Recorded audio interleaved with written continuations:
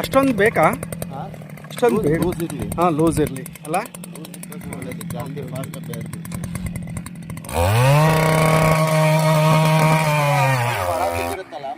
ಹಾಂ, ಅದು ಗೊಬ್ಬರ ಹಾಕಿ ಕುರಿ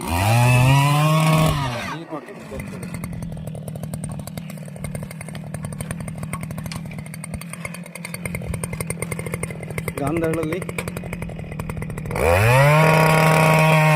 ರೆಡಿ ಆಗ್ತದೆ. ನಾಳೆ ನಾಡಿದ್ದು